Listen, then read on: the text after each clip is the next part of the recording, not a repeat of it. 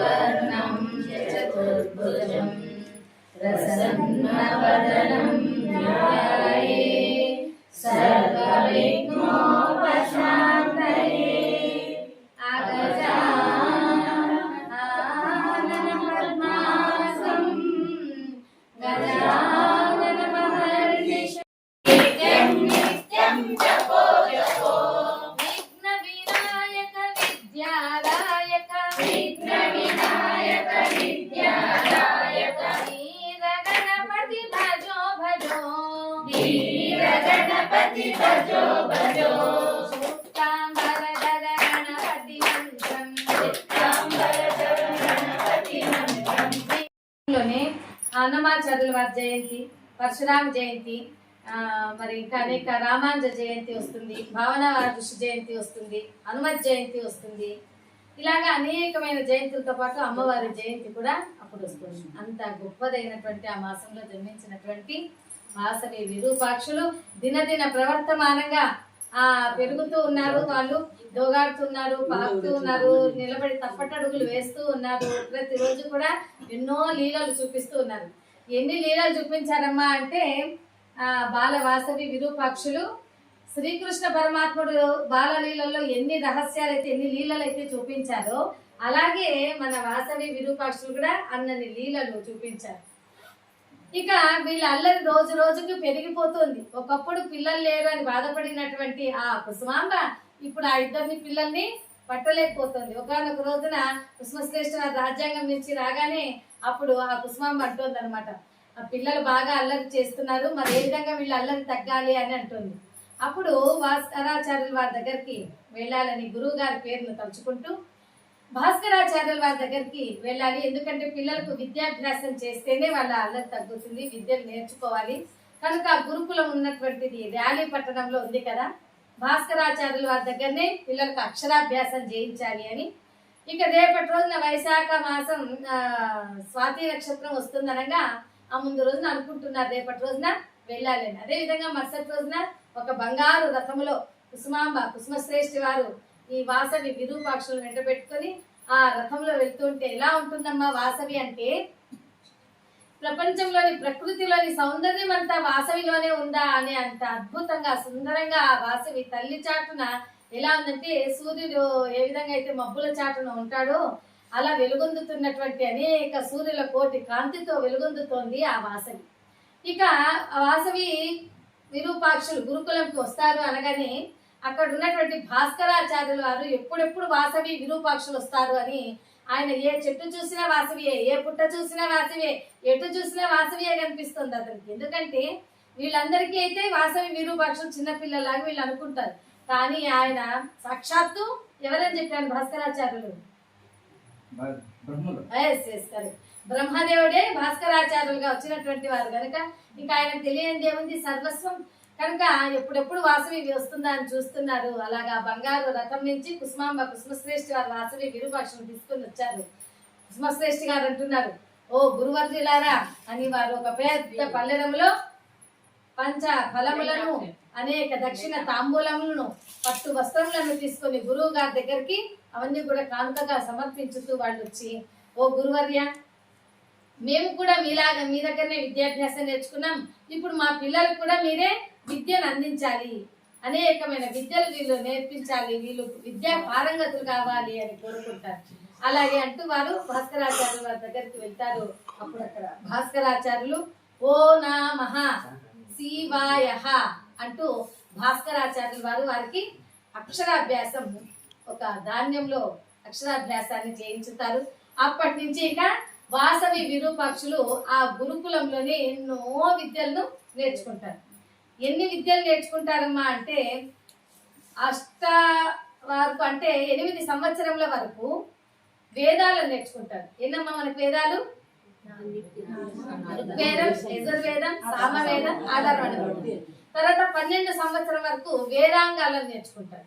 తర్వాత 16 సంవత్సరముల వరకు వారు అనేకమైనటువంటి అస్త్రశస్త్ర విద్యలంతా కూడా వాళ్ళు నేర్చుకుంటారు. ఉపనిషత్తులు, పురాణములు, ఇతిహాసములు అన్ని నేర్చుకుంటారు.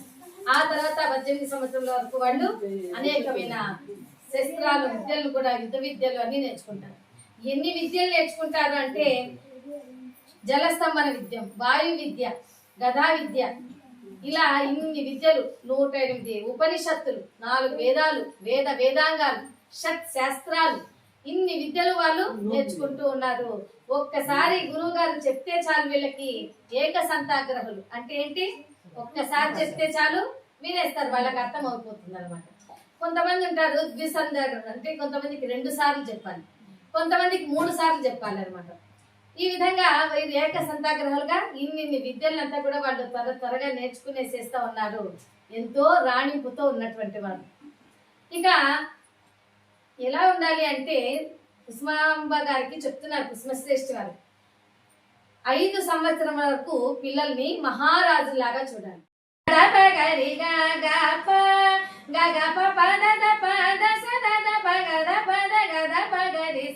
గరి గరి సరి సరి సగరి గ సరి సద సరి గరి గ పగ పద పద సదా పగద పగరి గ గ ప అంటూ అమ్మవారు చాలా అద్భుతంగా వీణను వాయిస్తూ ఉండేది. ఎప్పుడెప్పుడు వీణ వాయిస్తే చాలు పరమేశ్వరుడు సాక్షాత్తు ప్రత్యక్షమయ్యేవాడు అనమాట. ఎందుకంటే మనకి సాధారణ మానవులకి భగవంతుడు ఎలా కనిపిస్తారు, ఇలా విగ్రహ రూపంలో కనిపిస్తారు, అదే ప్రత్యక్షమయ్యేటువంటి వారు అనమాట. ఇలా ఎన్నో విద్యలు నేర్చుకున్నావమ్మా, నీకు ఇంకా ఏమైనా విద్యలు నేర్చుకోవాలా అని ఉందా అని అడుగుతారు. ఎవరు అప్పుడప్పుడు అలా అడుగుతాంటారు, చెప్పండి భాస్కరాచార్యుల. అప్పుడు అవును గురువు గారు, నాకు ఇంకా విల్లు విద్య నేర్చుకోవాలని ఉంది, ఎలాగైనా నేను విల్లు విద్య నేర్చుకోవాలి, నేర్పించండి అంటారు. అదేవిధంగా మీ అన్నగారంటే గదా యుద్ధం నేర్చుకోవాలంటే ఏదో రాజ్యాధికారం ఉంది కాబట్టి నేర్చుకుంటానన్నారు, మరి నీకెందుకు మరలా ఈ విల్లు విద్య, రేపు మాపో వివాహం చేసుకొని అత్తగారింటికి వెళ్ళేదాన్ని కదా అంటారు. గురువు గారు, వివాహము అత్తగారిలు కాస్త పక్కన పెట్టండి, నాకు విలు విద్యను నేర్పించండి. ఎవరైనా మా రాజ్యం మీదకి దండెత్తి వస్తే నేను ఒక్కసారి ఇలా బాణాలు తీసి ఇలా వదిలానంటే 100 మంది అయినా 1000 మంది అయినా బాణాల దాటికి వాళ్ళు అటు నుంచి అటే పరారైపోవాలి, అటువంటి విల్లు విద్యను నాకు నేర్పించండి అని కోరుకుంటుంది వాసవమ్మ. అప్పుడు అలాగే తథాస్తు అంటారు భాస్కరాచార్యులు. ఆ సమయంలో వాసవి స్నేహితులందరూ వచ్చేస్తారు చుట్టూ. ఏంటమ్మా వాసవి, నీవు విలు విద్య నేర్చుకుంటావా? ఎవరైనా స్త్రీలు యుద్ధ విద్య నేర్చుకున్నట్టుందా? యుద్ధ కవచం ధరించినట్టుందా? యుద్ధం చేసినట్టు ఎవరైనా ఉందా? యుద్ధం చేసి గెలిచినట్టు ఎవరైనా ఉందా అని అడుగుతారు. అప్పుడు అమ్మవారు చెప్తుంది, ఎందుకు లేదు, ఎంతో మంది యుద్ధ విద్యలు చేశారు. సత్యభామ నరకాసురుని సంహరించింది కదా, సుభద్రాదేవి ఘటోత్కచుని సంహరించింది కదా, అలాగే కైకాదేవి జంబరాసుని సంహరించింది కదా, చండికాదేవి చంద్రాసుని సంహరించింది కదా, ఇంకా దుర్గాదేవి మహిషాసురుని సంహరించింది కదా. మరి వీళ్ళంతా యుద్ధం చేసే కదా సంహరించారు. అదేంటమ్మా వీళ్ళంతా దేవుళ్ళు దేవతలు అని అనుకుంటారేమో, కానీ ఈ కాలంలో మొన్నటి వరకు మనం చూసినటువంటి ఓరుగల్లు ప్రాంతాన్ని పరిపాలించినటువంటి ఎవరమ్మా, రుద్రమదేవి, ఆమె కూడా యుద్ధం చేసింది కదా. అలాగే బొంబాయి ప్రాంతాన్ని పరిపాలించినటువంటి ఝాన్సీ లక్ష్మీబాయి, ఆమె కూడా యుద్ధం చేసింది కదా. కర్ణాటక ప్రాంతాన్ని పుత్తూరు చెన్నమ్మ, ఆమె కూడా యుద్ధం చేసింది కదా. పల్నాడు ప్రాంతాన్ని పరిపాలన చేసినటువంటి పల్నాటి నాగమ్మ, ఈ విధంగా వీళ్ళందరూ కూడా యుద్ధం చేసిన వారే కదా మొన్నటి వరకు. అలాగా యుద్ధ విద్యను అంత బాగా నేర్చుకుంది వాసవి. విరూపాక్షులు కూడా అంత విద్యలు నేర్చుకున్నారు.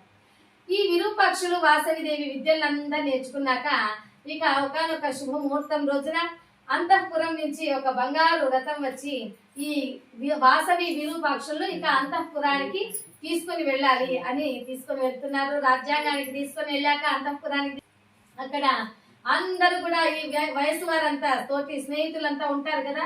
ఓ వాసవి, నీవు అది నేర్చుకున్నావు అంట కదా, ఈ విద్య నేర్చుకున్నావు అంట కదా, ఆ విద్య నేర్చుకున్నావు అంట కదా.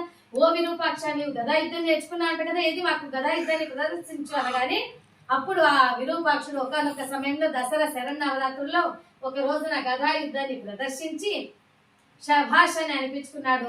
అటువైపు వారందరినీ కూడా ఓడించేశాడు ఈ మనకి విరూపాక్షుడు. అలాగే వాసవిదేవి కూడా తన విల్లు విద్యను ప్రదర్శించి వెలుగొండకు దగ్గరలో ఉన్నటువంటి తోటపల్లి అనే గ్రామంలో ఉన్నటువంటి మామిడి చెట్లకంతా కూడా ఈ విల్లు విద్యను ప్రదర్శించి బాణాలు వేసి ఆ మామిడి చెట్ల మీద ఉండేటువంటి పండ్లన్నీ కూడా జలమని రాలిపోయాయి. ఆ విధంగా వాసవిదేవి కూడా విల్లు విద్యను ప్రదర్శించింది. జై బలో వాసవి మాతాకి.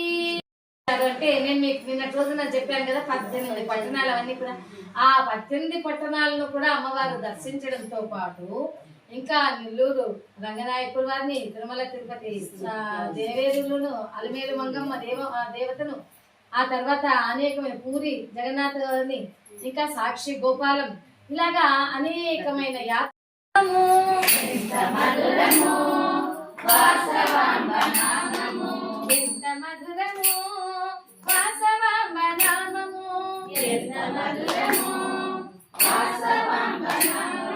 భవతాపహరణము వాసవాంబ నామము భవతాపహరణము వాసవాంబ నామము ఎంత మధురము వాసవాంబ నామము ఎంత మధురము వాసవాంబ నామము వందనంబు వాసవాంబ వందనంబు వాసవాంబ వందనంబు వాసవాంబ వందనము వాసవాంబ వందనము వాసవాంబ వందనము వాసవాంబ వందనంబు వాసవాంబ వందనము వాసవాంబ కలిబాధలు తొలగించును వాసవాంబ కలిబాధలు తొలగించును వాసవాంబ కరుణామృత వర్షిణి శ్రీ వాసవాంబ కరుణామృత వర్షిణి శ్రీ వాసవాంబ తలచినంత చింత తీర్చు వాసవాంబ తలచినంత చింత తీర్చు వాసవాంబ ఆవేదన తొలగించును వాసవాంబ ఆవేదన తొలగించును వాసవాంబ ఎంత మధురము వాసవాంబ నామము ఎంత మధురము వాసవాంబ నామము భవతాపహరణము వాసవాంబ నామము భవతాపహరణము వాసవాంబ నామము ఆర్య వైశ్య ఇలవేలుపు వాసవాంబ ఆర్య వైశ్య ఇలవేలుపు వాసవాంబ మోక్షమిచ్చే మనవారికి వాసవాంబ మోక్షమిచ్చే మనవారికి వాసవాంబ శాంతమూర్తిగా వెలసెను వాసవాంబ శాంతమూర్తిగా వెలసెను వాసవాంబ వైశ్యకులమును ఉద్ధరించే వాసవాంబ వైశ్యకులను ఉద్ధరించే వాసవాంబ ఎంత మధురము వాసవాంబ నామము ఎంత మధురము వాసవాంబ నామము భవతాపహరణము వాసవాంబ నామము భవతాపహరణము వాసవాంబ నామము భవతాపహరణము వాసవాంబ నామము భవతాపహరణము వాసవాంబ నామము వందనంబు వాసవాంబ వందనంబు వాసవాంబ వందనంబు వాసవాంబ వందనంబు వాసవాంబ